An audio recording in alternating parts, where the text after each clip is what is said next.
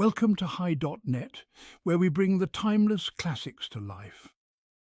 Today, we dive into one of the greatest epic poems of all time, Homer's Iliad.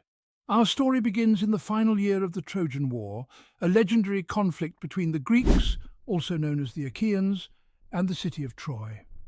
At the heart of this tale is the fierce warrior Achilles, known for his unmatched prowess on the battlefield and his intense, often explosive emotions. In Book 1, The Quarrel by the Ships, we witness a catastrophic clash between Achilles and Agamemnon, the leader of the Greek forces. Agamemnon has dishonoured Apollo by refusing to return Chryseis, the daughter of Apollo's priest. In retaliation, Apollo sends a devastating plague upon the Greek army. To stop the plague, Agamemnon must return Chryseis, but he demands Achilles' prize, Briseis, as compensation. This leads to a bitter dispute, setting the stage for the dramatic events to unfold. Book 1, The Quarrel by the Ships, the invocation to the Muse. Agamemnon insults Apollo. Apollo sends the plague onto the army, the quarrel between Achilles and Agamemnon. Calchas indicates what must be done to appease Apollo. Agamemnon takes Briseis from Achilles. Achilles prays to Thetis for revenge. Achilles meets Thetis. Chryseis is returned to her father.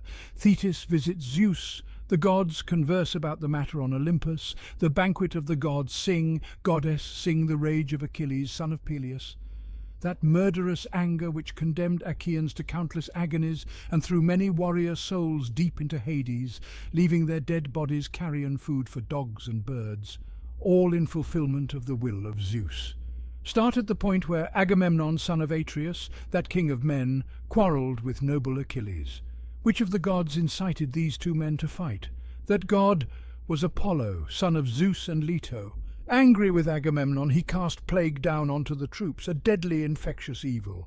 For Agamemnon had dishonoured the god's priest Chryseis, who'd come to the ships to find his daughter Chryseis, bringing with him a huge ransom. In his hand he held up on a golden staff, the scarf sacred to archer god Apollo. He begged Achaeans, above all the army's leaders. Chryseis says, "Menelaus, Agamemnon, sons of Atreus, all you well-armed Achaeans, may the gods on Olympus grant you wipe out Priam's city, and then return home safe and sound. Release my dear child to me. Take this ransom. Honour Apollo, far-shooting son of Zeus." All the Achaeans roared out their support. "Respect the priest! Take the generous ransom!" Displeased, Agamemnon dismissed Chryseis roughly. "Old man, don't let me catch you by our hollow ships, sneaking back here today or later on. Who cares about Apollo's scarf and staff? I'll not release the girl to you, no, not before she's grown old with me in Argos far from home, working the loom, sharing my bed. Go away. If you want to get home safely, don't anger me." The old man, afraid, obeyed and walked off in silence along the shore by the tumbling, crashing surf. Some distance off, he prayed to Lord Apollo, Leto's fair-haired child. Chryseis says, "God with the silver bow, protector of Chryseis, sacred Scylla, mighty lord of Tenedos, Sminthean Apollo, hear my prayer. If I've ever pleased you with a holy shrine or burned bones for you, bulls and goats well wrapped in fat, grant me my prayer. Force the Danaans to pay full price for my tears with your arrows." So Chryseis prayed. Phoebus Apollo heard him. He came down from Olympus top enraged, carrying on his shoulders bow and covered quiver, his arrows rattling in anger against his arm. So the god swooped down, descending like the night. He sat some distance from the ships, shot off an arrow, the silver bow reverberating ominously. First the god massacred mules and swift-running dogs, then loosed sharp arrows in among the troops themselves. Thick fires burned the corpses ceaselessly. For 9 days Apollo rained death down upon the troops. On the 10th, Achilles summoned an assembly. White-armed Hera put that thought into his mind, concerned for the Danaans, seeing them die. The men gathered. The meeting came to order. Swift-footed Achilles rose to speak. "Son of Atreus, I fear we're being beaten back, forced home, if we aren't all going to be destroyed right here, with war and plague killing off Achaeans. Come now, let's ask some prophet, priest, interpreter of dreams, for dreams too come from Zeus, a man who might say why Apollo is so angry, whether he faults our prayers and offerings, whether somehow he'll welcome sacrificial smoke from perfect lambs and goats, then rouse himself and release us from this plague." Achilles spoke and took his seat. Then Calchas, Thestor's son, stood up before them all. the most astute interpreter of birds, who understood present, future, past. His skill in prophecy, Apollo's gift, had led Achaean ships to Troy. He addressed the troops, thinking of their common good. Calchas says, "Achilles, friend of Zeus, you ask me to explain Apollo's anger, the god who shoots from far, and I will speak. But first you listen to me. Swear an oath that you will freely help me in word and deed. I think I may provoke someone who wields great power over Argives, a man who is obeyed by everyone. An angry king overpowers lesser men. Even if that day his anger is suppressed, resentment lingers in his chest until one day he acts on it. So speak. Will you protect me?" In response to Calchas, swift-footed Achilles said, "Take courage. State what your powers tell you. By Apollo, whom Zeus loves, to whom you, Calchas, pray, in prophesy to the Danaans, I swear this, while I live to look upon the light of day, no Achaean will raise violent hands against you. No, not even if you name Agamemnon, who claims he's by far the best Achaean." Encouraged, the wise prophet then declared, "Apollo does not fault us for prayers or offerings, but for his priest disgraced by Agamemnon, who did not free his daughter and take ransom. That's why the archer god has brought disaster, and will bring still more. He will not remove this wretched plague from the Danaans until we hand back bright-eyed Croesus, give her to her beloved father freely without ransom, and offer holy sacrifice at Chryse. If we will carry out all that, we may change Apollo's mind, appease him." So he spoke and sat back down. Then Atreus' son, wide-ruling mighty Agamemnon, stood up before them, incensed, his spirit filled with immense black rage. Eyes blazing fire, he rounded first on Calchas and said, "Prophet of evil, when have you ever said good things to me? You love to predict the worst, always the worst. You never show good news. Now in prophecy to the Danaans you say archer Apollo brings us pain because I was unwilling to accept fine ransom for Chryses' daughter Chryseis. But I have a great desire to take her home. In fact, I want her more than Clytemnestra, the wife I married. Chryseis is just as good in her shape, physique, intelligence, or work. Still, I'm prepared to give her back, if that's best. I want the people safe, not all killed off. But then you will owe me another prize. I won't be the only Argive left without a gift. That would be entirely unfair to me. You all can see my spoils are going elsewhere." At that point, swift-footed Achilles answered the king, "Noble son of Atreus, most acquisitive of men, how can brave Achaeans give you a prize now? There are none left for us to pass around. We've divided up what we allotted, loot from captured towns we devastated. For men to make a common pile again would be most unfair. Send the girl back now, as the god demands. Should Zeus ever grant we pillage Troy, a city rich in goods, we'll offer you 3 or 4 times as much." Mighty Agamemnon then said in reply, "Achilles, you're a fine man, like a god. But don't conceal what's hidden in your heart. You'll not deceive me or win me with your words. You intend to keep your prizes for yourself, while the army takes my trophy from me. That's why you tell me to give Chryseis back. Let Achaeans give me another prize, equal in value, something I'll enjoy. If not, then I'll take a prize myself by force. Something from you, or Ajax, or Odysseus. The man I visit is going to be enraged. But let's postpone discussion of all this. Let's drag a black ship to the sacred sea, select a crew, load oxen on for sacrifice, and Chryseis, that fair-complexioned girl. Let's have as leader some wise counsellor, Idomeneus, Ajax, godlike Odysseus, or you, Peleus' son, most eminent of all, so with an offering we may appease the god who shoots from far away." Scowling grimly, Achilles interposed, "You insatiable creature, quite shameless. How can any Achaean obey you willingly? Join a raiding party or keep fighting with full force against an enemy. I did not come to battle over here because of Trojans. I have no fight with them. They never stole my bulls or horses or destroyed my crops in fertile Phthia, where heroes grow. Many shady mountains and the roaring sea stand there between us. But you, great shameless man, we came with you to please you, to win honour from the Trojans, for you, dog-face, and for Menelaus. You don't consider this, don't think at all. You threaten now to confiscate the prize I worked so hard for, gift from Achaea's sons. When we Achaeans loot some well-built Trojan town, my prizes never match the ones you get. The major share of war's fury rests on me. But when we hand around the battle spoils, you get much larger trophies. Worn out in war, I reach my ships with something fine but small. So I'll return home now to Phthia. It's far better to sail back in my curved ships. I don't fancy staying here unvalued to pile up riches, treasures just for you." To that, Agamemnon, king of men, shot back, "Fly off home then, if that's your heart's desire. I'll not beg you to stay on my account. I have others around to honour me, especially all-wise Zeus himself. Of all the kings Zeus cherishes, it's you I hate the most. You love constant strife, war and combat. So what if you're strong? Some god gave you that. So scurry off home, take ships and friends, go rule your myrmidons. I don't like you or care about your rage, but I'll make this threat. I'll take your prize, fair-cheeked Briseis. I'll fetch her in person. You'll see just how much I'm the better man, and others will hate to speak to me as peers, in public claiming full equality with me." As Agamemnon spoke, Peleus' son, Achilles, was overwhelmed with anguish, heart-torn two ways, debating in his shaggy chest what he should do. Should he draw out the sharp sword on his thigh, incite the crowd, kill Atreus' son, or suppress his rage, control his fury? As he argued in his mind and heart, he slid his huge sword part way from its sheath. At that moment, Athena came down from heaven. White-armed Hera sent her. She cherished both men, cared for them equally. Athena stood behind Achilles, grabbed him by his golden hair, invisible to all except Achilles. In astonishment he turned. At once he recognized Pallas Athena, the dreadful glitter in her eyes.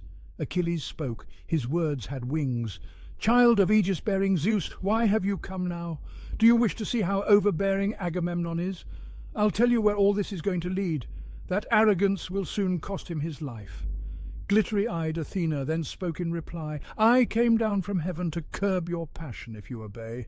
White-armed Hera sent me. She loves you both alike, cares equally. Give up this quarrel. Don't draw your sword. Fight him with words, so he becomes disgraced. For I say to you, and this will happen because of Agamemnon's arrogance, someday gifts 3 times greater than this girl will be set down before you. Control yourself. Obey." Achilles answered Athena, "Goddess men should follow your instructions, though angry in their hearts. It's better so. The person who's obedient to the gods attend to all the more." Obeying Athena's words, Achilles relaxed his huge fist on the silver hilt and pushed the massive sword back in its scabbard. Athena then returned to heaven, home of Zeus, who bears the aegis, and the other gods. Achilles turned again on Agamemnon, Atreus' son, with harsh abuse, his anger still unabated. "You drunken sot, dog-eyed, dear timid coward, you're never strong enough within yourself to arm for war alongside other comrades, or venture with Achaea's bravest on a raid. To you, that smells too much like death. No, you'd much prefer to stroll around throughout the wide Achaean army, to grab gifts from a man who speaks against you, a king who gorges on his own people. You lord it over worthless men. If not, son of Atreus, this would be your last offence. I'll tell you, swear a great oath on this point by this sceptre, which will never sprout leaves and shoots again, since first ripped away from its mountain stump, nor bloom any more, now that bronze has sliced off leaf and bark. This sceptre Achaea's sons take in hand whenever they do justice in Zeus's name. An oath on this has power, on this I swear. The time will come when Achaea's sons all miss Achilles, a time when in distress you'll lack my help, a time when Hector, that man-killer, destroys many warriors. Then grief will tear your hearts apart because you shamed Achaea's finest man." So the son of Peleus spoke, throwing to the ground the sceptre with the golden studs. Then he sat down, directly facing furious Agamemnon. Then Nestor stood up, clear, sweet orator from Pylos. Sweeter than honey the words flowed from his tongue. In his own lifetime, 2 generations of mortal men had come and passed away, all those born and raised with him so long ago in sacred Pylos. Now he ruled a 3rd generation of his people. Concerned about their common good, he said, "Alas, this is great sorrow for Achaeans. Priam and Priam's children will be glad. The hearts of other Trojans swell with joy. Should they find out about such quarrelling, a fight between you two, among Danaans the very best for counsel or combat. But listen, you are both younger men than I, And I've been colleague of better men than you, men who never showed me any disrespect, men whose like I have not seen again, and never will, like Pirithous, Drias, a shepherd to his people, Caeneus, Exadios, godlike Polyphemus, Theseus, son of Aegeus, all godlike men, the mightiest earthborn men, the strongest. And the enemies they fought against were strong, the most powerful of mountain centaurs, but they destroyed those creatures totally. Associate of theirs, I came from Pylos, a long way from that land, summoned personally. I fought on my own behalf by myself. No man alive on earth could now fight them. Yet they heard me and followed my advice. So listen, both of you.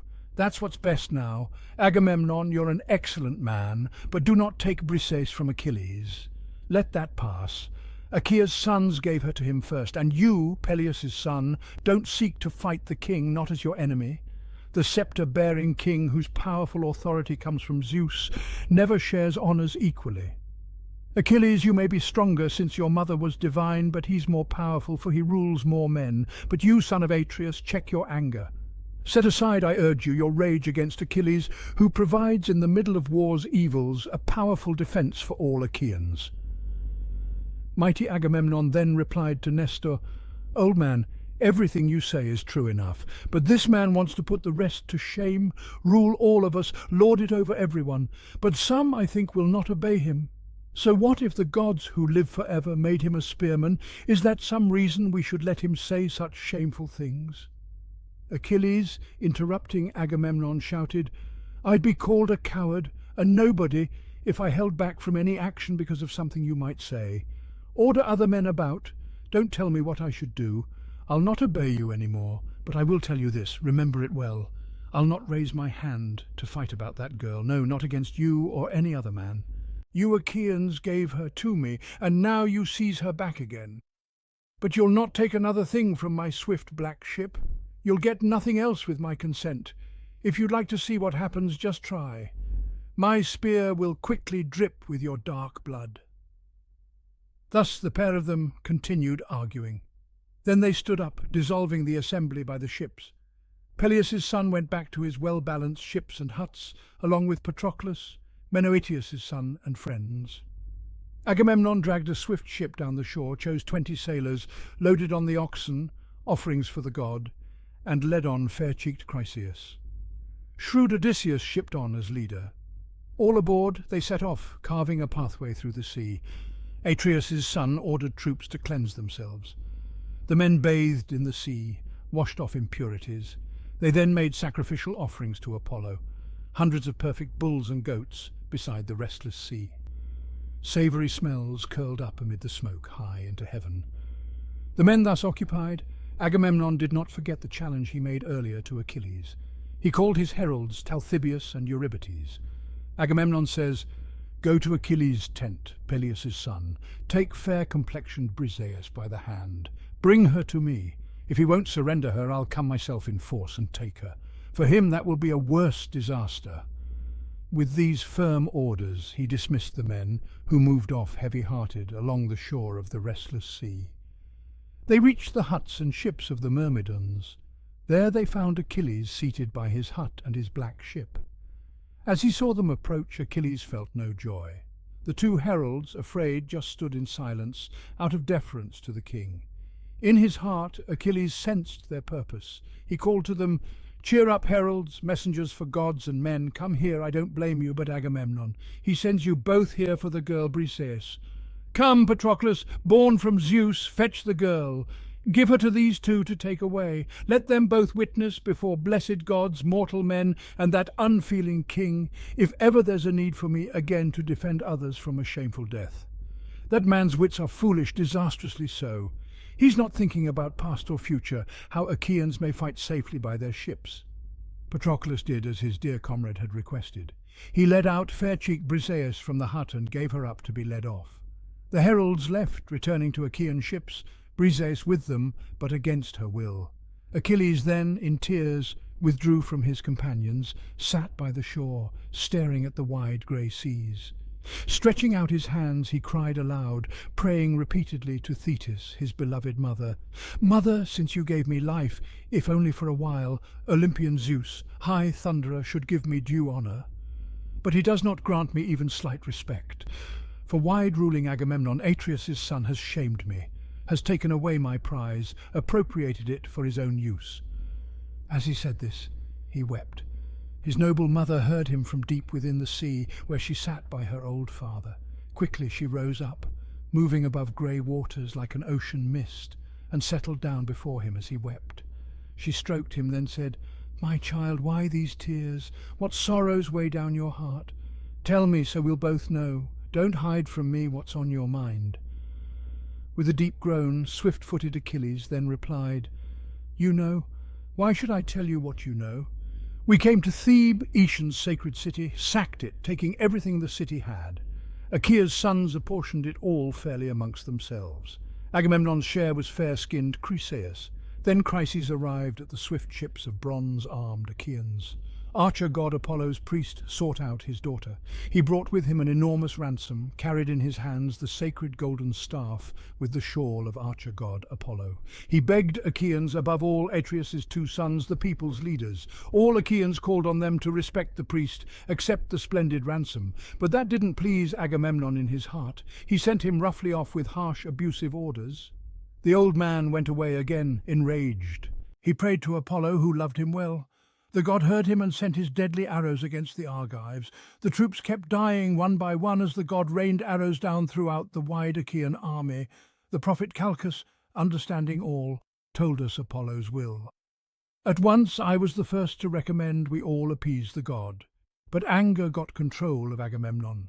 He stood up on the spot and made that threat which he's just carried out. So quick-eyed Achaeans are sending Chryseis in fast ships back to Chryse, transporting gifts for Lord Apollo, and heralds came to take away Briseis from my huts, the girl who is my gift from Achaea's sons. So now, if you can, protect your son. Go to Mount Olympus and implore Zeus, if ever you in word or deed have pleased him. For often I have heard you boast in father's house that you alone, of all the deathless gods, saved Zeus of the dark clouds from disgraceful ruin. When other Olympians came to tie him up, Hera, Pallas Athena, and Poseidon.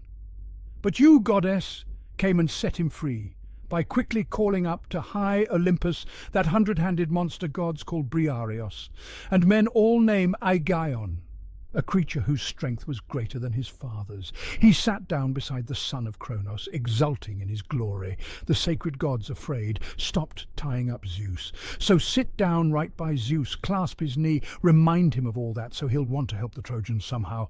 Corner Achaeans by the sea, by their ships' prows, have them destroyed, so they all enjoy their king, so the son of Atreus, wide-ruling Agamemnon, himself may see his foolishness, dishonouring Achilles, the best of the Achaeans. Thetis, shedding tears, answered her son, Achilles. "O my child, why did I nurture you, since I brought you up to so much pain? Would you were safely by your ships dry-eyed? Your life is fated to be short, you'll not live long. Now faced with a quick doom, you're in distress, more so than any other man. At home I gave you life marked by an evil fate. But I'll tell these things to thunder-loving Zeus. I'll go myself to snow-topped Mount Olympus to see if he will undertake all this. Meanwhile you should sit by your swift ships, angry at Achaeans, take no part in war, for yesterday Zeus went to Oceanus to banquet with the worthy Ethiopians. The gods all journeyed with him. In 12 days, when he returns and comes home to Olympus, I'll go to Zeus's bronze-floored house, clasp his knee. I think I'll get him to consent." Thetis spoke. Then she went away, leaving Achilles there, angry at heart for lovely girdled Briseis, taken from him by force against his will. Odysseus sailed to Chryse, bringing with him the sacrificial animals as sacred offerings. When they had sailed into deep anchorage, they took in the sails and stowed them in the ship. With forestays they soon set the mast down in its notch, then rowed the ship into its mooring place. They threw out anchor stones, lashed stern cables, and clambered out into the ocean surf. They brought off the offerings to archer god Apollo. Then Chryseis disembarked from the ocean ship. Resourceful Odysseus led her to the altar, placed her in her beloved father's hands, then said, "Chryses, I have been sent by Agamemnon, ruler of men, to bring your daughter to you, and then on behalf of the Danaans to make an offering to Lord Apollo, all these sacrificial beasts, to placate the god who now inflicts such dismal evil on us. After saying this, he handed the girl over. Chryses gave his daughter a joyful welcome back, and then, around the well-built altar, they arranged the splendid sacrifice. They washed their hands and picked up the barley grain for sprinkling. Raising his arms, Chryses prayed out loud on their behalf. "Hear me, God of the silver bow, protector of Chryse, mighty lord of holy Scylla, sacred Tenedos. You heard me earlier when I prayed to you, just as you honoured me, striking hard against Achaeans then. So now, grant me what I pray for. Remove disaster, this wretched evil, from the Daunans." So Chryses spoke. Phoebus Apollo heard him. Once they had prayed and scattered barley grain, they pulled back the heads of sacrificial beasts, slit their throats, flayed them, sliced the thigh bones out, and hid them in twin layers of fat with raw meat on top. Old Chryses burned them on split wood, poured wine on them. Young men beside him held out 5-pronged forks. Once the thighs were well burned, they sampled entrails, then sliced up all the rest, skewered the meat on spits, roasted it carefully, and drew off every piece. That work complete, they then prepared a meal and ate. No heart was left unsatisfied. All feasted equally, and when the men had had their fill of food and drink, young boys filled the mixing bowl with wine up to the brim and served it, pouring libations into every cup. Then all day long young Achaean lads played music, singing to the god a lovely hymn of praise, honouring in dance and song the god who shoots from far. Hearing them, Apollo felt joy fill his heart. At sunset, as dusk came on by the ship's stern, they went to sleep. But when early born, rose-fingered dawn appeared, they set off once more back to the wide Achaean camp. Far-shooting Apollo sent them favourable winds. They raised the mast and then the sails. The wind blew, filling out the body of the sail. On both sides of the prow the purple waves hissed loudly as the ship sped on its way, its motion carving a path through the ocean swell. When they reached the broad Achaean army, they hauled the black ship high up on the sand, pushed long props tight beneath it, then dispersed, each man returning to his own huts and ships. Meanwhile, Achilles, divinely born son of Peleus, sat down in anger alongside his swift ships. Not once did he attend assembly where men win glory or go out to fight, but he pined away at heart, remaining idle by his ships, yearning for the hue and cry and clash of battle. 12 days later, the company of gods came back together to Olympus, with Zeus in the lead. Thetis did not forget the promise to her son. She rose up through the ocean waves at daybreak, then moved high up to great Olympus. She found Zeus, wide-seeing son of Cronos, some distance from the rest, seated on the highest peak of many-ridged Olympus. She sat down right in front of him. With her left hand she clutched his knees. With her right she cupped his chin in supplication to Lord Zeus, son of Cronos. Thetis says, "Father Zeus, if among the deathless gods I've ever served you well in word or deed, then grant my prayer will be fulfilled. Bring honour to my son, who, of all men, will be fate's quickest victim. For just now Agamemnon, king of men, has shamed him. He seized his prize, robbing him in person, and kept it for himself. But honour him, Zeus, all-wise Olympian. Give the Trojans the upper hand, until Achaeans respect my son, until they multiply his honours." Thetis finished. Cloud-gatherer Zeus did not respond. He sat a long time silent. Thetis held his knees, clinging close, repeating her request once more. "Promise me truly, nod your head or deny me, since there's nothing here for you to fear. So I'll clearly see how among the gods I enjoy the least respect of all." Cloud-gatherer Zeus, greatly troubled, said, "A nasty business. What you say will set Hera against me. She provokes me so with her abuse. Even now in the assembly of immortal gods she's always insulting me, accusing me of favouring the Trojans in the war. But go away for now in case Hera catches on. I'll take care of this, make sure it comes to pass. Come to convince you, I'll nod my head. Among gods, that's the strongest pledge I make. Once I nod my assent, nothing I say can be revoked, denied, or unfulfilled." Zeus, son of Cronos, nodded his dark brows. The divine hair on the king of gods fell forward, down over his immortal head, shaking Olympus to its very base. The conference over, the two parted. Thetis plunged from bright Olympus back into the sea. Zeus went inside his house. Their father present, all the gods at once stood up from their seats. No one dared stay put as he came in, all rose together. Zeus seated himself upon his throne. Looking at him, Hera sensed he had made some deal with Thetis, silver-footed daughter of the old man of the sea. At once she spoke up accusingly. "Which god has been scheming with you, you crafty one? You always love to work on things in secret without involving me. You never want to tell me openly what you intend." The father of gods and men replied, "Hera, don't hope to understand my every plan. Even for my own wife that's dangerous. What's appropriate for you to hear about, no one, god or man, will know before you. But when I wish to hide my thoughts from gods, don't you go digging after them, or pestering me for every detail."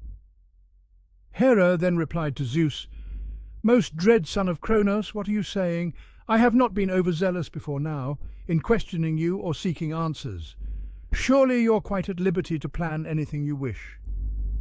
But now in my mind, I've got this dreadful fear that Thetis, silver-footed daughter of the old man of the sea, has won you over.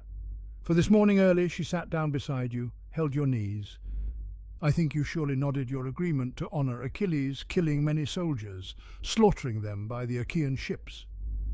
Zeus, the cloud-gatherer, spoke out in response. "My dear lady, you're always fancying things. Your attention picks up every detail, but you can't do anything about it, except push yourself still further from my heart, making matters so much worse for you. If things are as they are, then that's the way I want them. So sit down quietly, do as I say. If not, then all the gods here on Olympus won't be any help when I reach out to set my hands on you, for they're invincible." Zeus finished speaking. Ox-eyed Queen Hera was afraid, so she sat down, silently suppressing what her heart desired. In Zeus's home, the Olympian gods began to quarrel. Then that famous artisan, Hephaestus, concerned about his mother, white-armed Hera, spoke to them. "A troublesome matter this will prove, unendurable if you two start fighting over mortal men like this, inciting gods to quarrel. If we start bickering, we can't enjoy the meal, our excellent banquet. So I'm urging Mother, though she's more than willing to humour Zeus, our dear father, so he won't get angry once again, disturb the feast for us. For if Zeus, the Olympian Lord of Lightning, was of a mind to hurl us from our seats, his strength's too great. But if you talk to him with soothing words, at once Olympian Zeus will treat us well." Hephaestus spoke, then stood up, passed a double goblet across to his dear mother, saying to her, "Stay calm, mother, even though you are upset. If not, then, as beloved as you are, I may see you beaten up before my eyes, with me incapable of helping out, though the sight would make me most unhappy. It's hard to take a stand opposing Zeus. Once, when I was eager to assist you, Zeus seized me by the feet and threw me out, down from heaven's heights. The entire day I fell, and then, right at sunset, dropped on Lemnos, almost dead. After that fall, men of Sintes helped me to recover." As he spoke, the white-armed goddess Hera smiled. She reached for her son's goblet. He poured the drink, going from right to left, for all the other gods, drawing off sweet nectar from the mixing bowl. Then their laughter broke out irrepressibly, as the sacred gods saw Hephaestus bustling around, concerned about the feast. All that day they dined until sunset.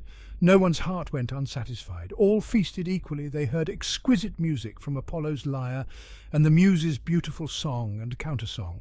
When the sun's bright light had set, the gods all went to their own homes.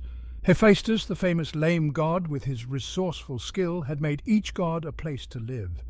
Olympian Zeus, god of lightning, went home to his own bed, where he usually reclined whenever sweet sleep came over him. He went inside and lay down there, with Hera of the Golden Throne stretched out beside him.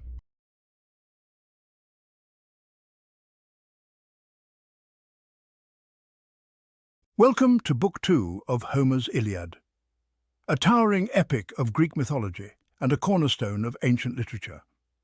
In this book, often referred to as the Catalogue of Ships, we are transported to the battlegrounds of Troy, where a vast assembly of Achaean forces is stirring. Here, Homer not only showcases his mastery in recounting the intricate details of the assembled armies, but also sets the stage for the conflicts and heroics that will unfold. This book serves as a critical junction, detailing the mobilization of warriors under various leaders, reflecting the wide-reaching consequences of the war that has drawn heroes from all corners of Greece. Through vivid imagery and potent narrative, Homer immerses us in the anticipation and tension that permeate the Greek camp, setting the tone for the epic battles and legendary feats to come. Join us as we delve into the grand spectacle of warriors and chariots poised on the cusp of historic strife in the Iliad. Zeus, the father of the gods, says, "Now all the other gods and men, lords of chariots, slumbered the whole night through. But Zeus was not holden of sweet sleep, for he was pondering in his heart how he might do honour to Achilles and lay many low beside the ships of the Achaeans. And this plan seemed to his mind the best, to send to Agamemnon, son of Atreus, a baneful dream. So he spake, and addressed him with winged words. Up, go, thou baneful dream, unto the swift ships of the Achaeans, and when thou art come to the hut of Agamemnon, son of Atreus, tell him all my word truly, even as I charge thee. Bid him arm the long-haired Achaeans with all speed, since now he may take the broad-wayed city of the Trojans. For the immortals that have homes upon Olympus are no longer divided in council, since Hera hath bent the minds of all by her supplication, and over the Trojans hang woes." So spake he, and the dream went his way, when he had heard this saying. Forthwith the dream came to the swift ships of the Achaeans, and went to Agamemnon, son of Atreus, and found him sleeping in his hut, and over him was shed ambrosial slumber. So he took his stand above his head, in the likeness of the son of Neleus, even Nestor, whom above all the elders Agamemnon held in honour. Likening himself to him, the dream from heaven spake.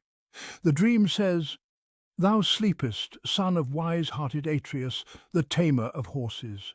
To sleep the whole night through beseemeth not a man that is a counsellor, to whom a host is entrusted, and upon whom rest so many cares. But now hearken thou quickly unto me, for I am a messenger to thee from Zeus, who far away though he be, hath exceeding care for thee and pity. He biddeth thee arm the long-haired Achaeans with all speed, since now thou mayest take the broad-wayed city of the Trojans.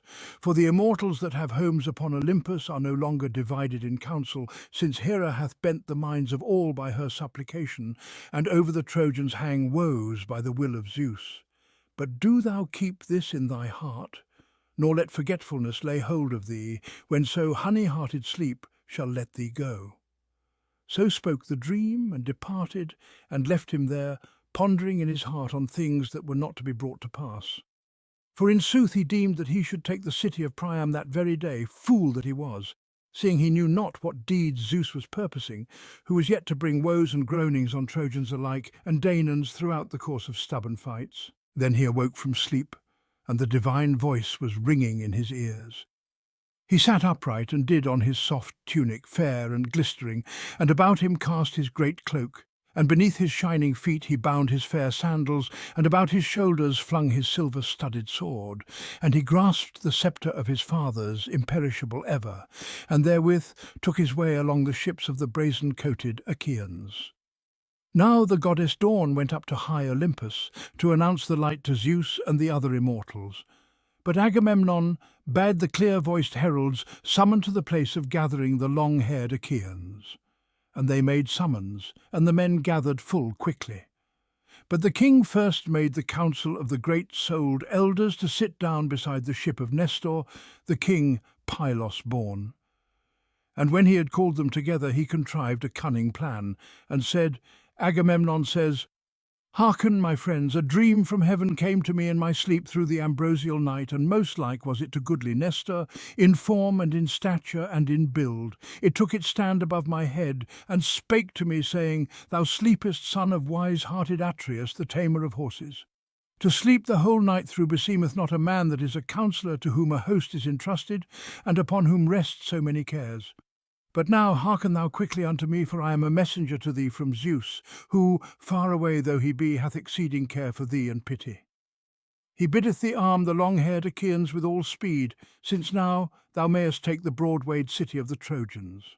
For the immortals that have homes upon Olympus are no longer divided in council, since Hera hath bent the minds of all by her supplication, and over the Trojans hang woes by the will of Zeus. But do thou keep this in thy heart." So spake he, and was flown away, and sweet sleep let me go. Nay, come now, if in any wise we may, let us arm the sons of the Achaeans. But first will I make trial of them in speech, as is right, and will bid them flee with their benched ships. But do you from this side and from that bespeak them, and strive to hold them back.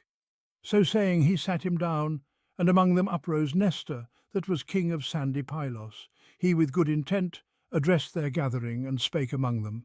Nestor says, My friends, leaders and rulers of the Argives, were it any other of the Achaeans that told us this dream, we might deem it a false thing, and turn away therefrom the more. But now hath he seen it who declares himself to be far the mightiest of the Achaeans. Nay, come then, if in any wise we may arm the sons of the Achaeans. He spake, and led the way forth from the council, and the other sceptred kings rose up thereat, and obeyed the shepherd of the host, and the people the while were hastening on. Even as the tribes of thronging bees go forth from some hollow rock, ever coming on afresh, and in clusters over the flowers of spring fly in throngs, some here, some there. Even so from the ships and huts before, the low sea beach, marched forth in companies their many tribes to the place of gathering. And in their midst blazed forth Rumour, messenger of Zeus, urging them to go. And they were gathered, and the place of gathering was in a turmoil, and the earth groaned beneath them, as the people sate them down, and a din arose. 9 heralds with shouting sought to restrain them, if so be they might refrain from uproar and give ear to the kings, nurtured of Zeus. Hardly at the last were the people made to sit, and were stayed in their places, ceasing from their clamour. Then among them Lord Agamemnon uprose, bearing in his hands the sceptre which Hephaestus had wrought with toil. Hephaestus gave it to King Zeus, son of Cronos, and Zeus gave it to the messenger Argifontes, and Hermes the Lord gave it to Pelops, driver of horses, and Pelops in turn gave it to Atreus, shepherd of the host. And Atreus at his death left it to Thyestes, rich in flocks, and Thyestes again left it to Agamemnon to bear, that so he might be lord of many isles and of all Argos. Thereon he leaned and spake his word among the Argives. My friends, Danaan warriors, squires of Ares, great Zeus, son of Cronos, hath ensnared me in grievous blindness of heart. Cruel God, seeing that of old he promised me, and bowed his head thereto, that not until I had sacked well-walled Ilios should I get me home. But now hath he planned cruel deceit, and bids me return inglorious to Argos, when I have lost much people. So, I ween, must be the good pleasure of Zeus, supreme in might, who hath laid low the heads of many cities, yea, and shall yet lay low, for his power is above all.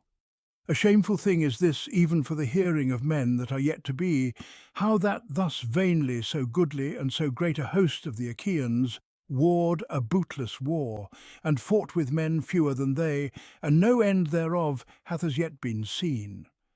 For should we be minded, both Achaeans and Trojans, to swear a solemn oath with sacrifice, and to number ourselves, and should the Trojans be gathered together, even all they that have dwellings in the city, and we Achaeans be marshalled by tens, and choose, each company of us, a man of the Trojans to pour our wine, then would many tens lack a cupbearer. So far I deem do the sons of the Achaeans outnumber the Trojans that dwell in the city. But allies there be out of many cities, men that wield the spear, who hinder me mightily, and for all that I am fain, suffer me not to sack the well-peopled citadel of Ilios. Already have 9 years of great Zeus gone by, and lo, our ship's timbers are rotted and the tackling loosed. And our wives, I ween, and little children sit in our halls, awaiting us. Yet is our task wholly unaccomplished, in furtherance whereof we came hither. Nay, come, even as I shall bid, let us all obey. Let us flee with our ships to our dear native land, for no more is there hope that we shall take broad-wayed Troy. So spake he, and roused the hearts in the breasts of all throughout the multitude, as many as had not heard the counsel. And the gathering was stirred, like the long sea waves of the Icarian main, which the east wind or the south wind has raised, rushing upon them from the clouds of Father Zeus. And even as when the west wind at its coming stirreth a deep cornfield with its violent blast, and the ears bow thereunder, even so was all their gathering stirred, and they with loud shouting rushed towards the ships, and from beneath their feet the dust arose on high. And they called each one to his fellow to lay hold of the ships, and draw them into the bright sea. And they set themselves to clear the launching ways, and their shouting went up to heaven, so fain were they of their return home. And they began to take the props from beneath the ships. Then would the Argives have accomplished their return even beyond what was ordained, had not Hera spoken a word to Athena, saying, "Out upon it, child of Zeus that beareth the aegis, unwearied one! Is it thus indeed that the Argives are to flee to their dear native land over the broad back of the sea?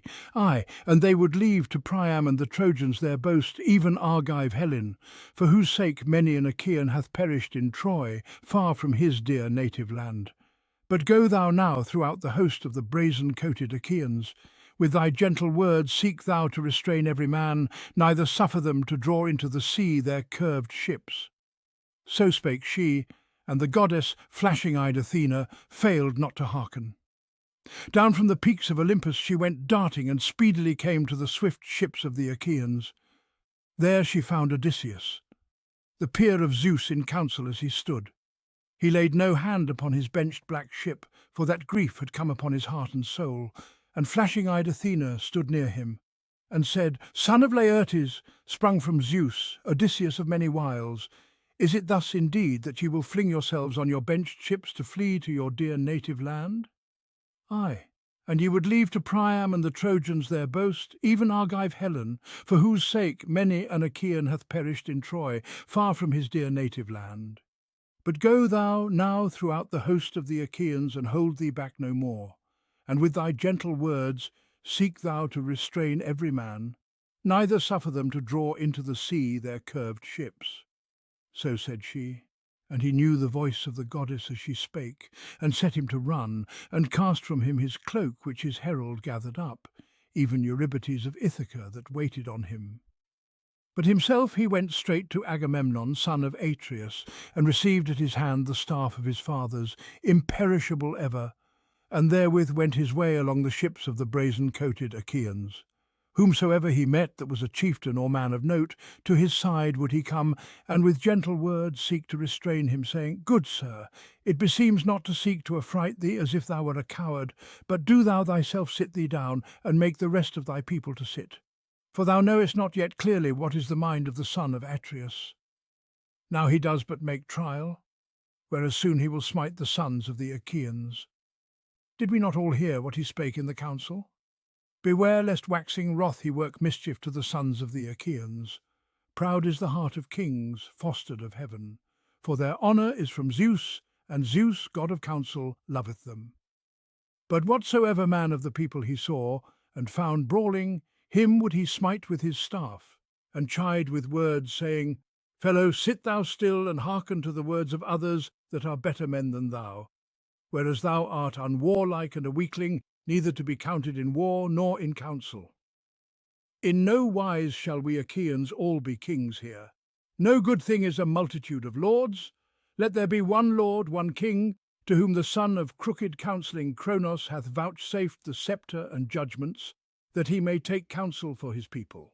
Thus masterfully did he range through the host, and they hasted back to the place of gathering from their ships and huts with noise, as when a wave of the loud resounding sea thundereth on the long beach, and the deep roareth. Now the others set them down and were stayed in their places, only there still kept chattering on Thersites of measureless speech, whose mind was full of great store of disorderly words, wherewith to utter revilings against the kings, idly and in no orderly wise. But whatsoever he deemed would raise a laugh among the Achaeans. Evil-favoured was he beyond all men that came to Ilios. He was bandy-legged and lame in the one foot, and his two shoulders were rounded, stooping together over his chest, and above them his head was warped, and a scant stubble grew thereon. Hateful was he to Achilles above all, and to Odysseus, for it was they twain that he was wont to revile. But now again, with shrill cries, he uttered abuse against goodly Agamemnon. With him were the Achaeans exceeding wroth, and had indignation in their hearts. Howbeit with loud shoutings he spake and chid Agamemnon, "Son of Atreus, with what art thou now again discontent, or what lack is thine? Filled are thy huts with bronze, and women full many are in thy huts, chosen spoils that we Achaeans give thee first of all, whensoe'er we take a citadel. Or dost thou still want gold also, which some man of the horse-taming Trojans shall bring thee out of Ilios as a ransom for his son, whom I haply have bound and led away, or some other of the Achaeans? Or is it some young girl for thee to know in love, whom thou wilt keep apart for thyself? Nay, it beseemeth not one that is their captain to bring to ill the sons of the Achaeans. Soft fools!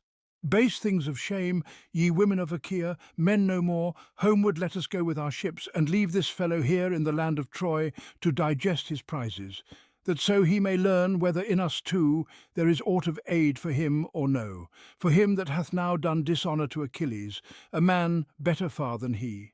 For he hath taken away and keepeth his prize by his own arrogant act. Of a surety there is naught of wrath in the heart of Achilles, nay, he heedeth not at all. Else, son of Atreus, wouldest thou now work insolence for the last time? So spake Thersites, railing at Agamemnon, shepherd of the host.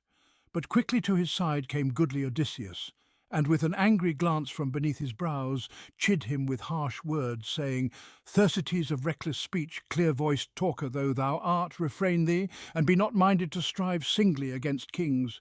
For I deem that there is no viler mortal than thou amongst all those that with the sons of Atreus came beneath Ilios.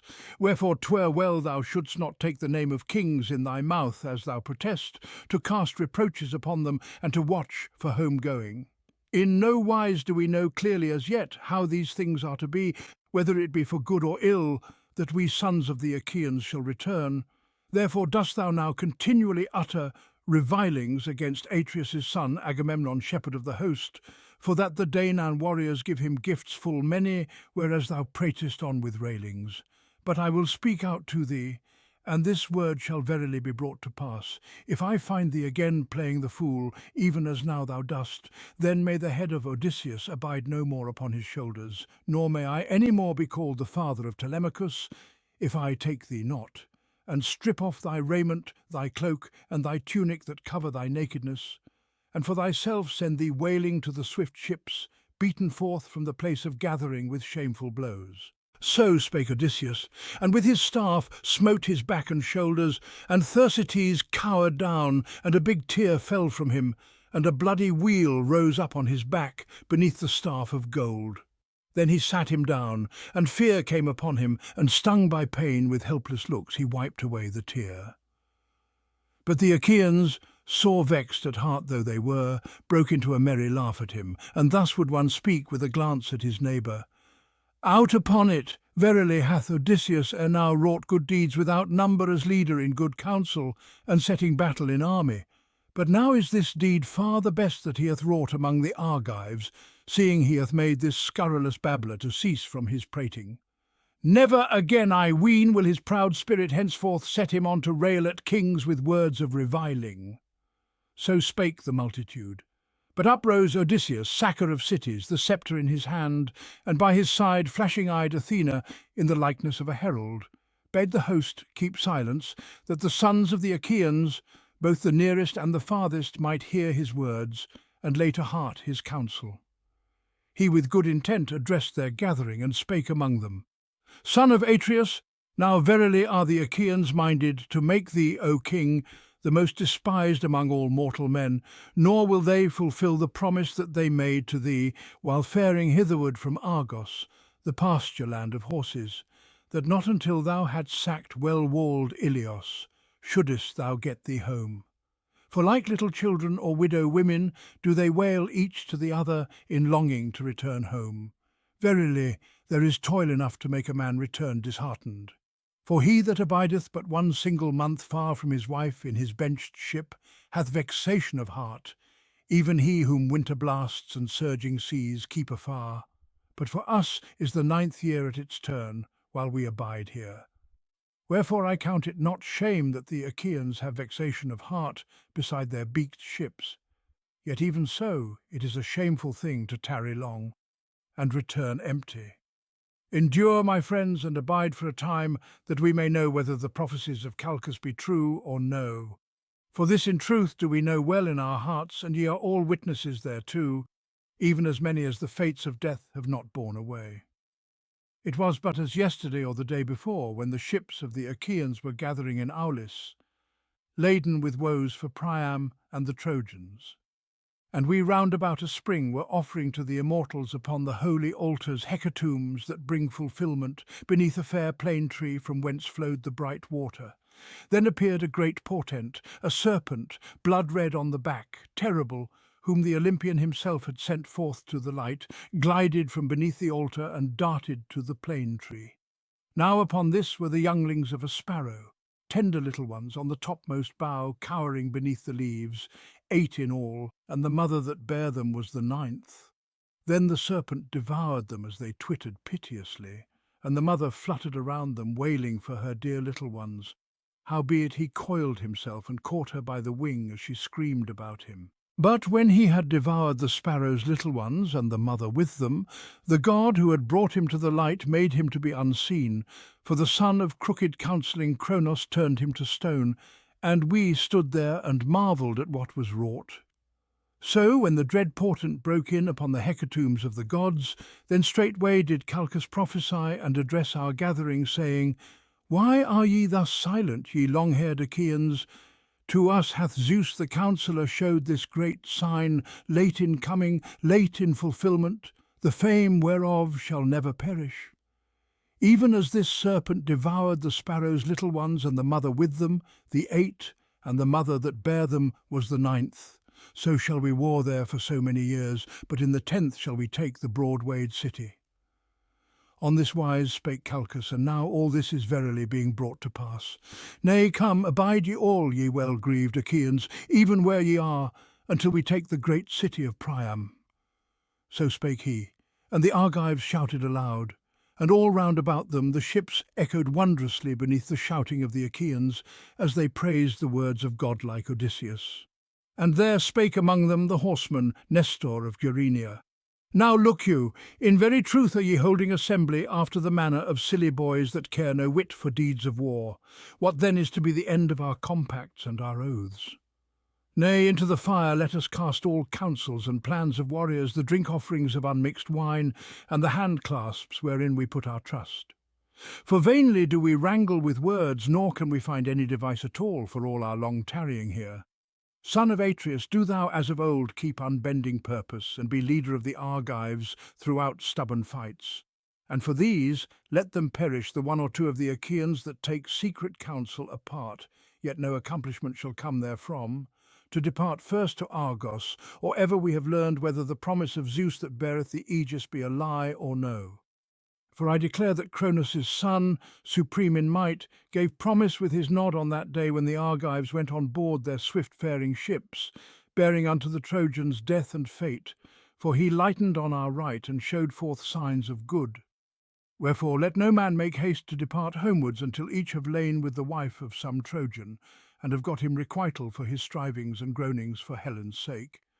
Howbeit, if any man is exceeding fain to depart homewards, let him lay his hand upon his black, well-benched ship, that before the face of all he may meet death and fate.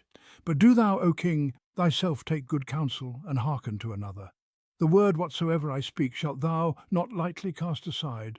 Separate thy men by tribes, by clans, Agamemnon, that clan may bear aid to clan and tribe to tribe. If thou do thus, and the Achaeans obey thee, thou wilt know then who among thy captains is a coward, and who among thy men, and who too is brave. For they will fight each clan for itself. So shalt thou know whether it is even by the will of heaven that thou shalt not take the city, or by the cowardice of thy folk and their witlessness in war. Then in answer to him spake the king Agamemnon. Ay, verily once more, old sir, art thou preeminent in speech above the sons of the Achaeans. I would, O Father Zeus and Athene and Apollo, that I had 10 such counsellors. Then would the city of King Priam forthwith bow her head, taken and laid waste beneath our hands.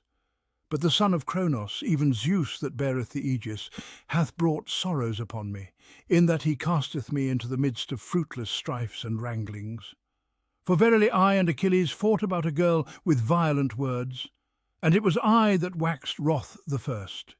But if e'er we shall be at one in council, then shall there no more be any putting off of evil for the Trojans, no, not for an instant. But for this present go ye to your meal, that we may join battle.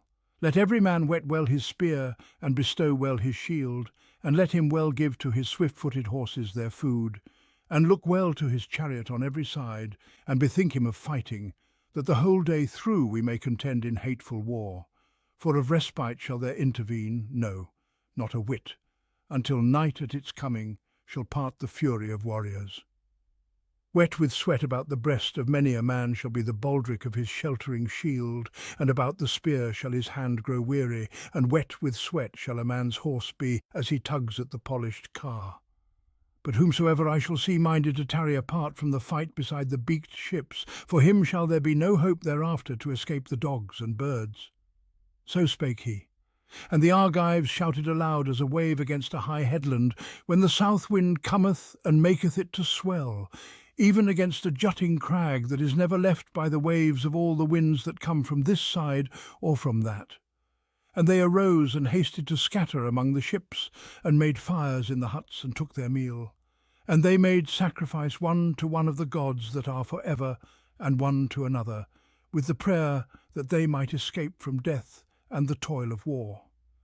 But Agamemnon, king of men, slew a fat bull of 5 years to the son of Cronos, supreme in might, and let call the elders, the chieftains of the Achaean host, Nestor first of all, and King Idomeneus, and thereafter the twain Iantes and the son of Tydeus, and as the 6th Odysseus, the peer of Zeus, in council.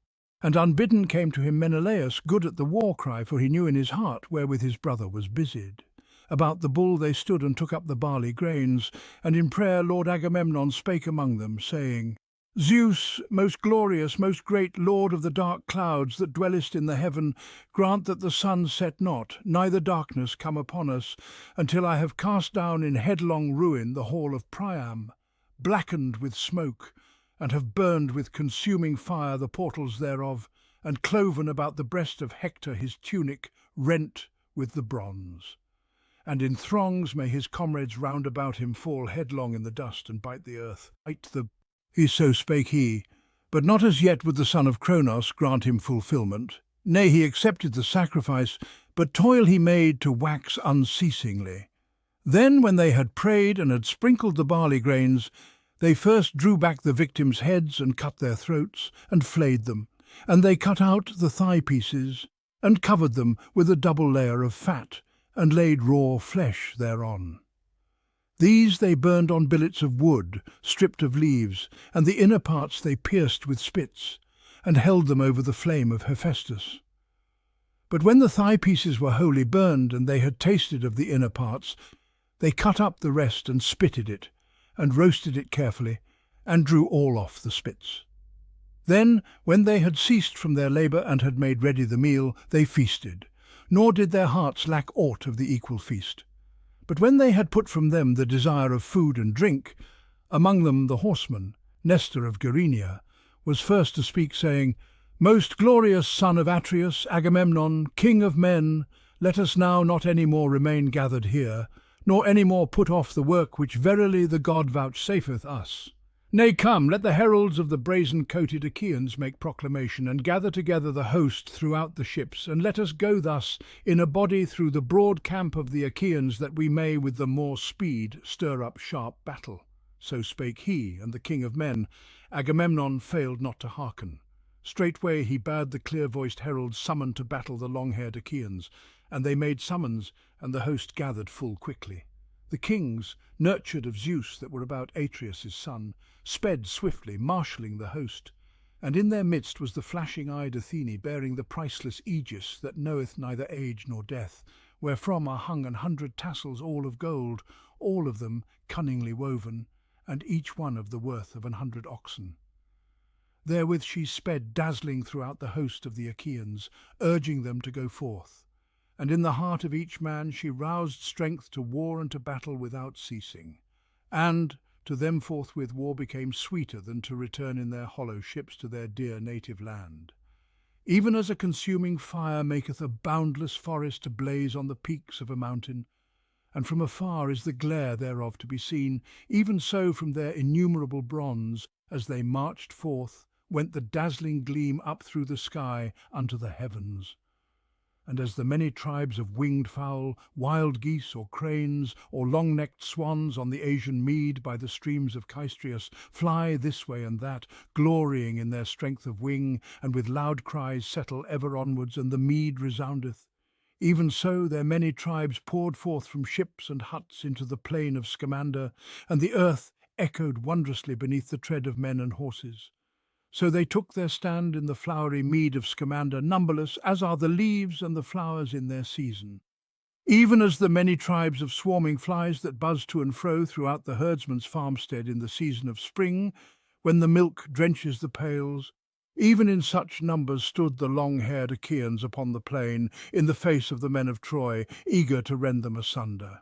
And even as goat-herds separate easily the wide scattered flocks of goats when they mingle in the pasture, so did their leaders marshal them on this side and on that to enter into the battle, and among them Lord Agamemnon, his eyes and head like unto Zeus that hurleth the thunderbolt, his waist like unto Ares, and his breast unto Poseidon. Even as a bull among the herd stands forth far the chiefest over all, for that he is preeminent among the gathering kine, even such did Zeus make Agamemnon on that day, preeminent among many, and chiefest amid warriors. Tell me now, ye muses that have dwellings on Olympus, for ye are goddesses and are at hand and know all things, whereas we hear but a rumour and know not anything, who were the captains of the Danans and their lords. But the common folk I could not tell nor name, nay, not though 10 tongues were mine and 10 mouths and a voice unwearying, and though the heart within me were of bronze. Did not the muses of Olympus, daughters of Zeus that beareth the Aegis, call to my mind all them that came beneath Ilios? Now will I tell the captains of the ships, and the ships in their order. Of the Boeotians, Peneleos and Leitus were captains, and Arcesilaus and Prothenor and Clonius. These were they that dwelt in Hyria and rocky Aulis and Schwenus and Scolus and Eteonus, with its many ridges, Thespeia, Graea, and spacious Mycalessus, and that dwelt about Hama and Elysium and Erythrae, and that held Elion and Hyle and Petion, Ocalea and Medion, the well-built citadel, Copae, Eutresis, and Thisbe, the haunt of doves, that dwelt in Coronea and grassy Haliartus, and that held Plataea and dwelt in Glisas, that held Lower Thebe, the well-built citadel, and holy Onchestus, the bright grove of Poseidon, and that held Arne, rich in vines, and Medea, and sacred Nisa and Anthedon on the seaboard. Of these there came 50 ships, and on board of each went young men of the Boeotians, 120. And they that dwelt in Aspledon and Orchomenus of the Minyae were led by Ascalaphus and Ealmenus, sons of Ares, whom, in the palace of Actor, son of Asius, Astyoche, the honoured maiden, conceived of mighty Ares, when she had entered into her upper chamber, for he lay with her in secret. And with these were ranged 30 hollow ships. And of the Phocians, Scadius and Epistrophus were captains, sons of great-souled Iphitus, son of Naubolus. These were they that held Cyparissus and rocky Pytho, and sacred Crissa and Daulis and Panopeus, and that dwelt about Animarea and Hyampolis, and that lived beside the goodly river Cephisus, and that held Lilaea by the springs of Cephisus. With these followed 40 black ships, and their leaders busily marshalled the ranks of the Phocians, and made ready for battle hard by the Boeotians on the left. And the Lurians had as leader the swift son of Oileus, Aias the less, in no wise as great as Telamonian Aias, but far less. Small of stature was he, with corslet of linen, but with the spear he far excelled the whole host of Hellenes and Achaeans. These were they that dwelt in Sinus, and Opus, and Caliarus, and Bessa, and Scarf, and lovely Augeae, and Taphi, and Thronium, about the streams of Boagrius. With Aias followed 40 black ships of the Locrians that dwell over against sacred Euboea, and the Abantes breathing fury that held Euboea and Chalcis, and Eretria and Histiaia, rich in vines, and Cerinthus hard by the sea, and the steep citadel of Dios, and that held Charistus and dwelt in Styra. All these again had as leader Elephenor, scion of Ares, him that was son of Chalcodon, and captain of the great-souled Abantes. And with him followed the swift Abantes, with hair long at the back, spearmen eager with outstretched ashen spears to rend the corslets about the breasts of the foemen. And with him there followed 40 black ships, and they that held Athens, the well-built citadel, the land of great-hearted Erechtheus, whom of old Athene, daughter of Zeus, fostered, when the earth, the giver of grain, had borne him. And she made him to dwell in Athens, in her own rich sanctuary. And there the youths of the Athenians, as the years roll on in their courses, seek to win his favour with sacrifices of bulls and rams. These again had as leader Menestheus, son of Peteos. Like unto him was none other man upon the face of the earth for the marshalling of chariots and of warriors that bear the shield. Only Nestor could vie with him, for he was the elder, and with him there followed 50 black ships. And Aias led from Salamis 12 ships, and stationed them where the battalions of the Athenians stood. And they that held Argos and Tiryns, famed for its walls, and Hermione and Asine that enfold the deep gulf, Troezen and Ioni and vine-clad Epidaurus. And the youths of the Achaeans that held Aegina and Maces. These again had as leaders Diomedes, good at the war cry, and Sthenelus, dear son of glorious Capaneus. And with them came a third, Euryalus, a godlike warrior, son of King Mecisteus, son of Talaus. But leader over them all was Diomedes, good at the war cry. And with these there followed 80 black ships. And they that held Mycenae, the well-built citadel, and wealthy Corinth, and well-built Cleone, and dwelt in Orneae, and lovely Aratheria and Sicyon, wherein at the first Adrastus was king, and they that held Hyperesia, and steep Gonesa and Pellene, and that dwelt about Aegium and throughout all Aegialus, and about broad Helise. Of these was the son of Atreus, Lord Agamemnon, captain with 100 ships. With him followed most people by far and goodliest. And among them he himself did on his gleaming bronze a king all glorious, and was preeminent among all the warriors, for that he was noblest and led a people far the most in number. And they that held the hollow land of Lacedaemon, with its many ravines, and Pharis and Sparta and Messe, the haunt of doves, and that dwelt in Brisae and lovely Ogae, and that held Amyclae and Helus, a citadel hard by the sea, and that held Las and dwelt about Euetilus. These were led by Agamemnon's brother, even Menelaus, good at the war cry, with 60 ships, and they were marshalled apart. And himself he moved among them, confident in his zeal, urging his men to battle. And above all others was his heart, fain to get him requital for his strivings and groanings for Helen's sake. And they that dwelt in Pylos, and lovely Eryne and Thryum, the ford of Alpheus, and fair-founded Api, and that had their abodes in Cyparisseus and Amphigenea and Teleos, and Helus and Dorium, where the Muses met Thamyris the Thracian, and made an end of his singing, even as he was journeying from Oechalia, from the house of Eurytus the Oechalian. For he vaunted with boasting that he would conquer, were the Muses themselves to sing against him, the daughters of Zeus that beareth the Aegis. But they in their wrath maimed him, and took from him his wondrous song, and made him forget his minstrelsy.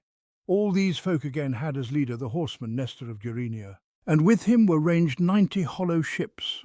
And they that held Arcadia beneath the steep mountain of Cyllene beside the tomb of Aepatus, where are warriors that fight in close combat, and they that dwelt in Phenios and Orchomenus, rich in flocks, and ripe, and Stratia, and windswept Inispa, and that held Tegea and lovely Mantinea, and that held Stymphalus and dwelt in Parasia. All these were led by the son of Ancaeus, Lord Agapenor, with 60 ships, and on each ship embarked full many Arcadian warriors, well skilled in fight. For of himself had the king of men, Agamemnon, given them benched ships wherewith to cross over the wine-dark sea, even the son of Atreus, for with matters of seafaring had they naught to do. And they that dwelt in Buprasium and goodly Elis, all that part thereof that Hermine and Myrsinus on the seaboard, and the rock of Olin and Elysium enclosed between them, these again had 4 leaders, and 10 swift ships followed each one, and many Epeans embarked thereon. Of these some were led by Amphimachus and Thalpius, of the blood of Actor sons, the one of Cteatus, and the other of Eurytus. And of some was the son of Amarynceus captain, even mighty Diores. And of the 4th company, godlike Polyxenus was captain, son of King Agasthenes, Augeas' son. And those from Dulichione and the Echinae, the holy isles that lie across the sea, over against Elis, these again had as leader Megas, the peer of Ares, even the son of Phyleus, whom the horseman Phyleus, dear to Zeus, begat. He that of old had gone to dwell in Dulichium in wrath against his father. And with Meges there followed 40 black ships, and Odysseus led the great-souled Cephalenians that held Ithaca and Neritum, covered with waving forests, and that dwelt in Crocylea and rugged Aegylips, and them that held Zacynthus, and that dwelt about Samos, and held the mainland and dwelt on the shores over against the isles. Of these was Odysseus captain, the peer of Zeus in council. And with him there followed 12 ships with vermilion prows, and the Aetolians were led by Thoas, Andraemon's son, even they that dwelt in Pleuron and Olenus and Pylene and Chalcis, hard by the sea and rocky Calydon. For the sons of great-hearted Oeneus were no more, neither did he himself still live.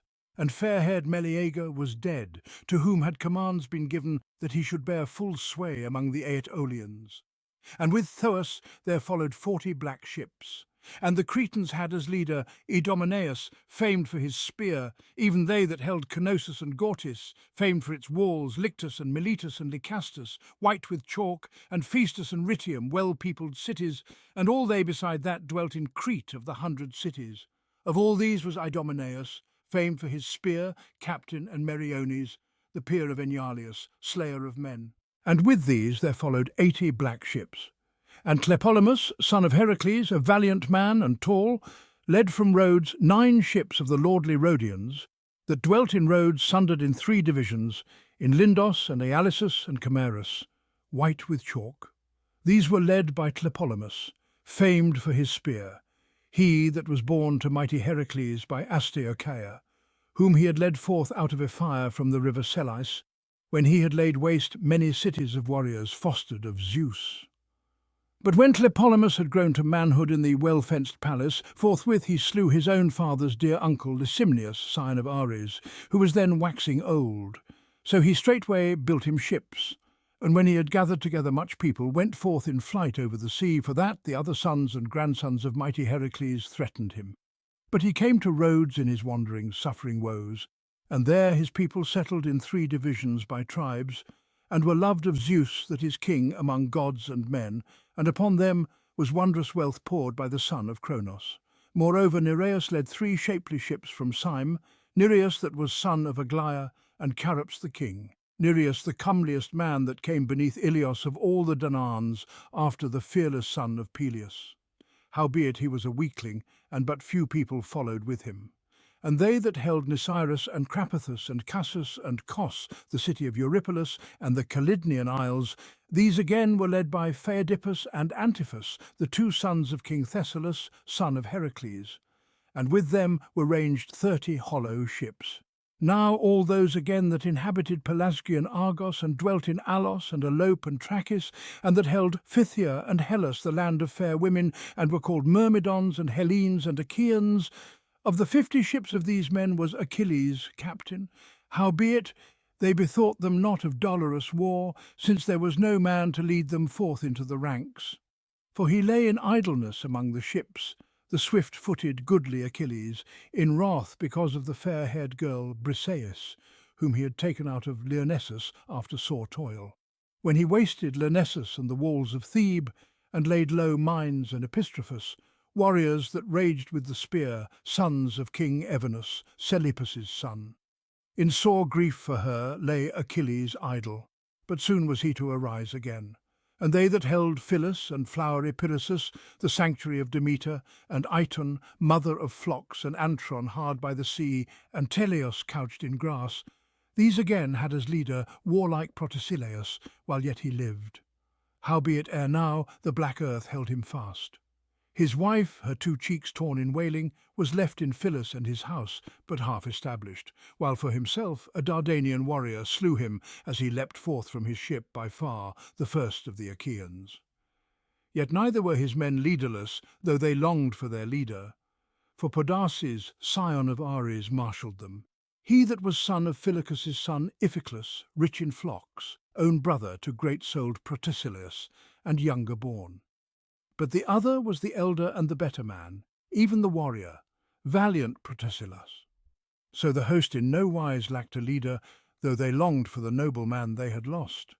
And with him there followed 40 black ships, And they that dwelt in Pherae beside the lake Boebes, and in Bobe and Glephyrae, and well-built Iolcus, these were led by the dear son of Admetus, with 11 ships, even by Eumelus, whom Alcestis, queenly among women, bare to Admetus, even she, the comeliest of the daughters of Peleus. And they that dwelt in Methonian Thaumacia, and that held Melibea and rugged Olizon, these with their 7 ships were led by Philoctetes, well skilled in archery, and on each ship embarked 50 oarsmen well skilled to fight amain with the bow. But Philoctetes lay suffering grievous pains in an island even in sacred Lemnos, where the sons of the Achaeans had left him in anguish with an evil wound from a deadly water snake. There he lay suffering, yet full soon were the Argives beside their ships to bethink them of King Philoctetes.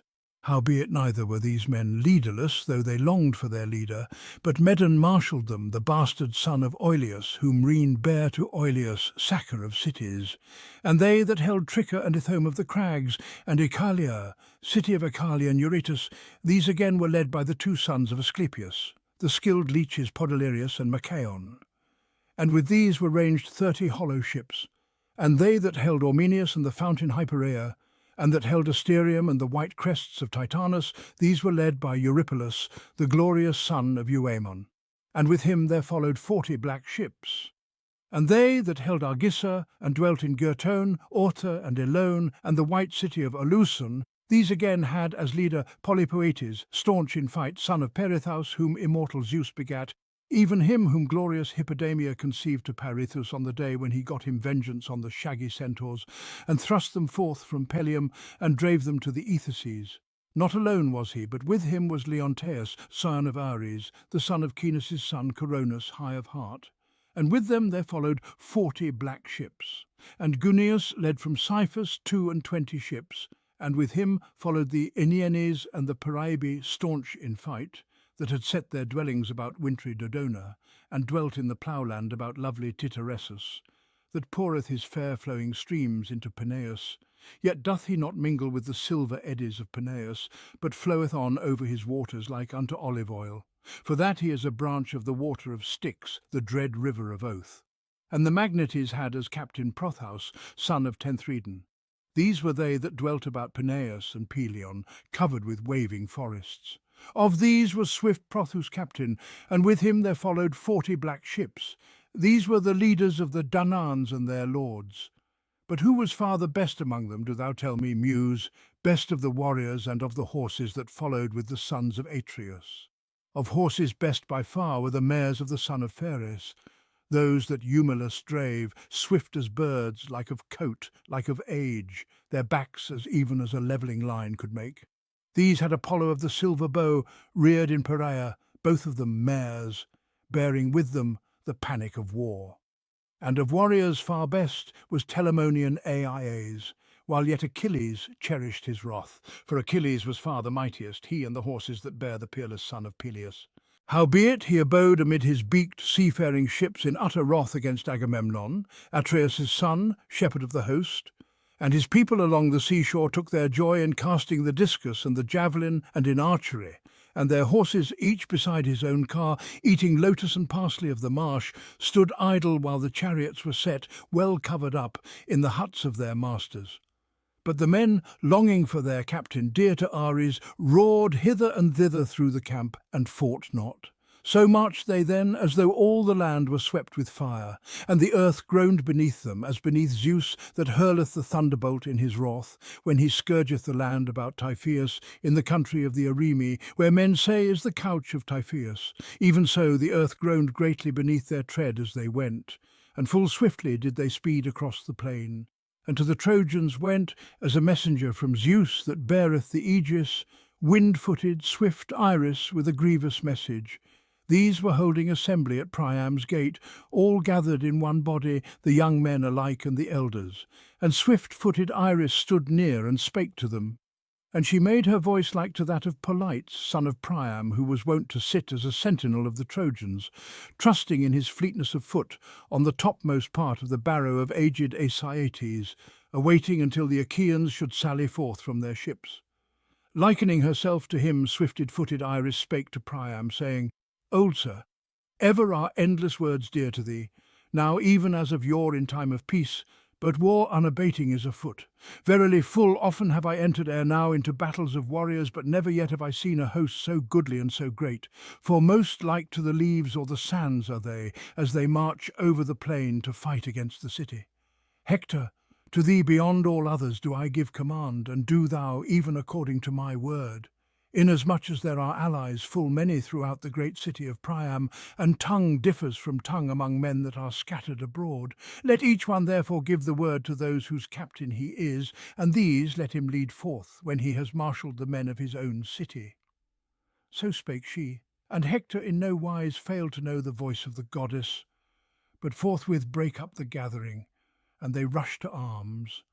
The gates one and all were opened wide, and forth the folk hasted, both footmen and charioteers, and a great din arose. Now there is before the city a steep mound afar out in the plain, with a clear space about it on this side and on that. This do men verily call Bateaea, but the immortals call it the Barrow of Myrene, light of step. There on this day did the Trojans and their allies separate their companies. The Trojans were led by great Hector of the flashing helm, the son of Priam, and with him were marshalled the greatest hosts by far and the goodliest, raging with the spear. Of the Dardanians again the valiant son of Anchises was captain, even Aeneas, whom fair Aphrodite conceived to Anchises amid the spurs of Ida, a goddess couched with a mortal man. Not alone was he. With him were Antenor's two sons, Archelicus and Acamas, well skilled in all manner of fighting. And they that dwelt in Zelaea beneath the nethermost foot of Ida, men of wealth, that drink the dark water of Aesopus, even the Tros, these again were led by the glorious son of Lycaon Pandarus, to whom Apollo himself gave the bow. And they that held Adrasteia and the land of Apesus, and that held Pityeia and the steep mount of Tyria, these were led by Adrastus and Araphius, with corslet of linen, sons twain of Merops of Percote, that was above all men skilled in prophesying, and would not suffer his sons to go into war, the bane of men. But the twain would in no wise hearken, for the fates of black death were leading them on. And they that dwelt about Percote and Practius, and that held Cestus and Abydos and goodly Arisbe, these again were led by Hyrtacus's son Asius, a leader of men, Asius, son of Hyrtacus, whom his horses tawny and tall had borne from Arisbe, from the river Selais. And Hippothous led the tribes of the Pelasgi, that rage with the spear, even them that dwelt in deep-soiled Larissa. These were led by Hippothous and Pylaeus, scion of Ares, sons twain of Pelasgian Lethus, son of Teutamus. But the Thracians Acamas led, and Peirous the warrior, even all them, that the strong stream of the Hellespont encloseth. And Euphemus was captain of the Ciconian spearmen, the son of Ceus' son Troezenus, nurtured of Zeus. But Pyraechmes led the Paeonians with curved bows from afar, out of Amydon from the wide-flowing Axius. Axius the water whereof floweth the fairest over the face of the earth. And the Paphlagonians did Pylaemenes of the shaggy heart lead from the land of the Enetai, whence is the race of wild she-mules. These were they that held Satyrus, and dwelt about Sesamon, and had their famed dwellings around the river Parthenius and Cromna, and Aegialus, and lofty Erythine. But of the Halizones, Odius and Epistrophus were captains from afar, from Alebe, where is the birthplace of silver. And of the Mysians, the captains were Chromis and Enomus the augur, howbeit with his auguries he warded not off black fate, but was slain beneath the hands of the son of Aeacus, swift of foot in the river where Achilles was making havoc of the Trojans and the others as well. And Phorcys and godlike Ascanius led the Phrygians from afar, from Ascania, and were eager to fight in the press of battle. And the Maeonians had captains twain, Mesles and Antiphus, the two sons of Thyamenes, whose mother was the nymph of the Gygaean lake, and they led the Maeonians, whose birth was beneath Tmolus. And Nastis again led the Carians, uncouth of speech, who held Miletus and the mountain of Phthires, dense with its leafage, and the streams of Maiander, and the steep crests of Mycale. These were led by captains twain, Amphimachus and Nastis and Amphimachus, the glorious children of Nomion. And he came to the war all decked with gold like a girl, fool that he was. But his gold in no wise availed to ward off woeful destruction. Nay, he was slain in the river beneath the hands of the son of Aeacus, swift of foot. And Achilles, wise of heart, bare off the gold. And Sarpedon and peerless Glaucus were captains of the Lycians from afar out of Lycia, from the eddying Xanthus.